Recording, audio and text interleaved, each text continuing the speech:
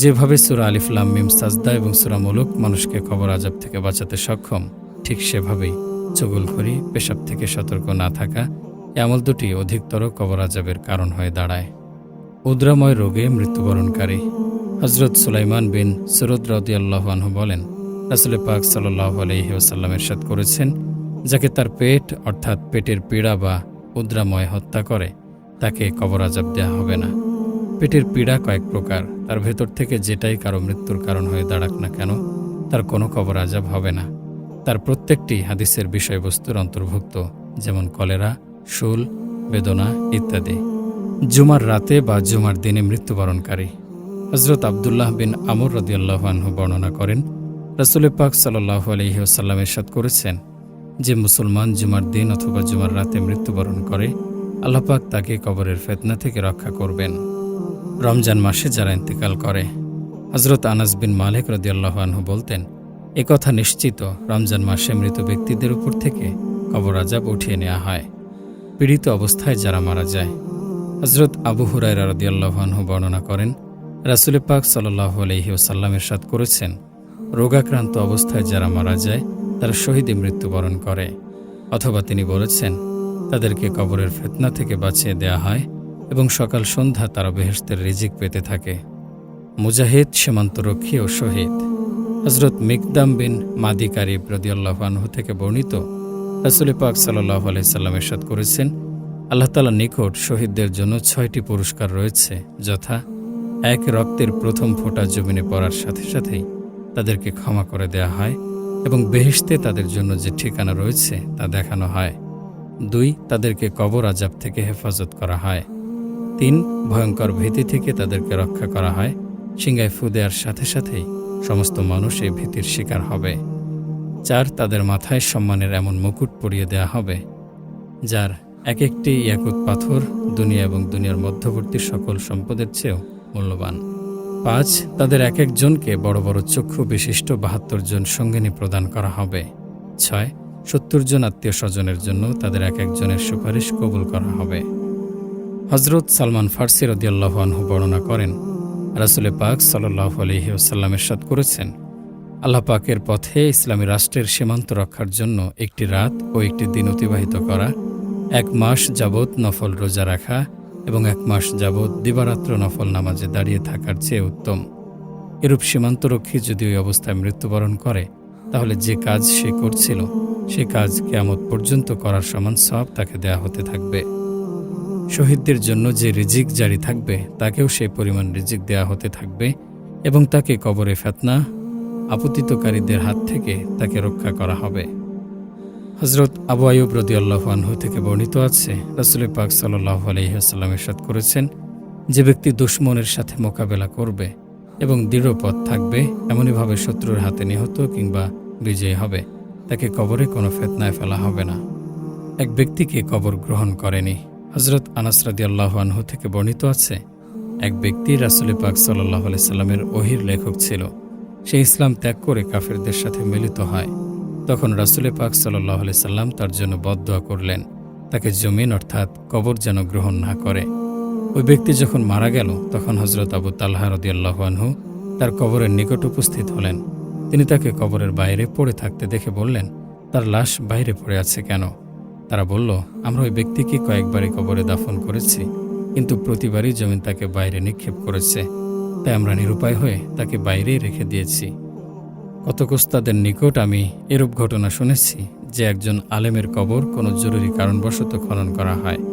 তার কবরটি মদিনা ছিল মুনাওয়ারায়, কিন্তু সেই কবরে পাওয়া গেল একটি মেয়ের লাশ। উপস্থিত ব্যক্তিদের কেউ কেউ এই মেয়েটিকে চিনত। সে এক খ্রিস্টানের কন্যা ছিল, তা তারা জানত।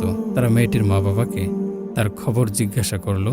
তারা উত্তরে বলল, মনের দিক থেকে সে মুসলমান ছিল এবং মদিনা মুনাওয়ারায় মৃত্যুবরণ করার আকাঙ্ক্ষা প্রকাশ করত। অতঃপর তারা মেয়েটির কবর খুঁড়ে দেখতে পেল সেখানে রয়েছে সে আলেম ব্যক্তির লাশ। মদিনায় যার কবরে মেয়েটির লাশ পাওয়া গেছে।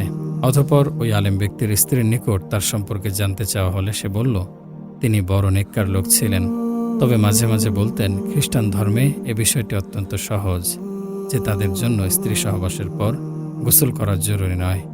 এ কারণেই তাকে ওই মেয়েটির কবরে পৌঁছে দেওয়া হয়েছে। বর্জখে সকাল সন্ধ্যা বেহেশত বা দোজখ উপস্থাপন। হজরত আবদুল্লাহ বিন উমর রাদিয়াল্লাহু আনহু বর্ণনা করেন, সরওয়ারে আলম রাসূল আকরাম সাল্লাল্লাহু আলাইহি সাল্লাম ইরশাদ করেছেন, এটা সুনিশ্চিত যখন তোমাদের কেউ মারা যায় তখন সকাল সন্ধ্যা তার ঠিকানা অর্থাৎ শেষ গন্তব্যস্থল বেহেশত বা দোজখ তার সামনে তুলে ধরা হয়।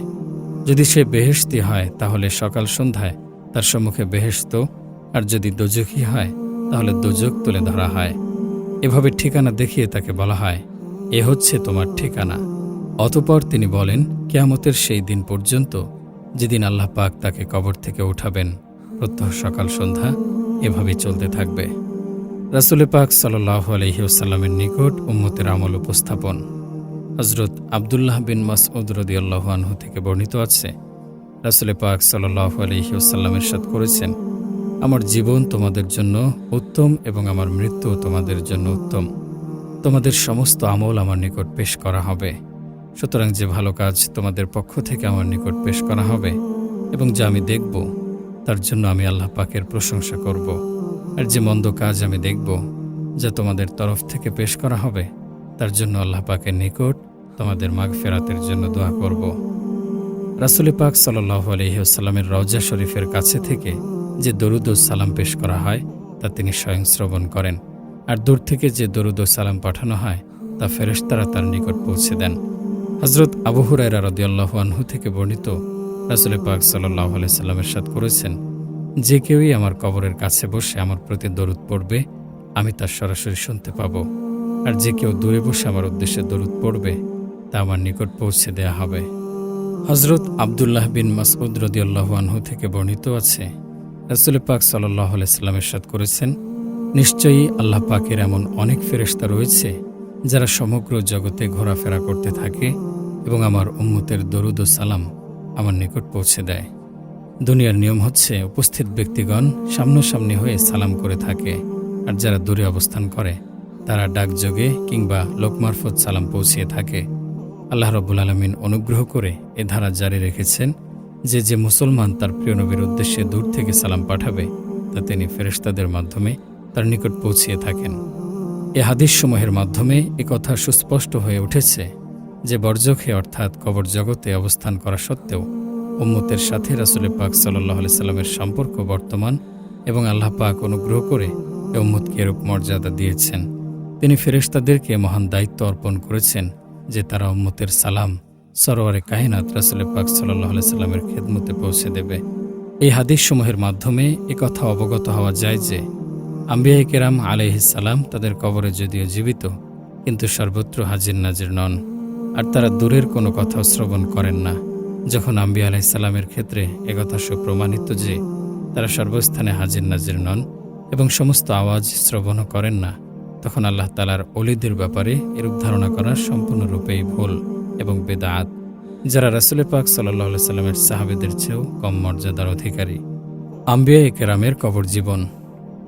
আম্বিয়ায়ে কেরাম আলাইহিস সালাম দুনিয়া থেকে চলে যাওয়ার পরও জীবিত থাকেন। যদিও শহীদদের সম্পর্কে কোরআন পাকে ইরশাদ করা হয়েছে, তোমরা তাদেরকে মৃত বলো না, কিন্তু আম্বিয়ায়ে কেরাম আলাইহিস সালাম সম্পর্কে হাদিস শরীফের বিভিন্ন রিওয়ায়াতে বর্ণনা দ্বারা প্রমাণিত হয়েছে এই জগৎ থেকে স্থানান্তরিত হওয়ার পর তারা জীবিতই থাকেন।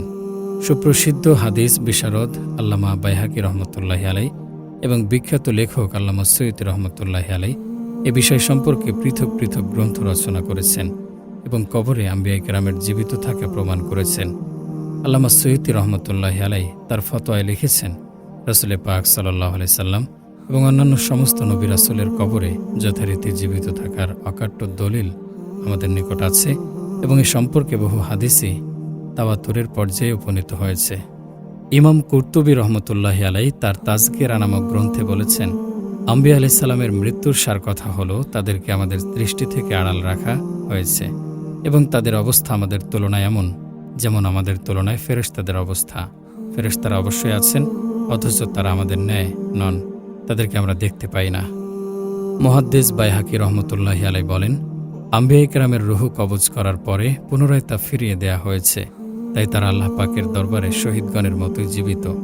হযরত আনাস রাদিয়াল্লাহু আনহু থেকে বর্ণিত আছে, রাসূল পাক সাল্লাল্লাহু আলাইহি সাল্লাম ইরশাদ করেন, নবী রাসূলগণ জীবিত, নিজ নিজ কবরে তারা নামাজ পড়েন। এ নামাজ শরীয়ত নির্ধারিত নামাজ নয়, বরং স্বাদ উপভোগ করার জন্যই তারা এ নামাজ পড়ে থাকেন।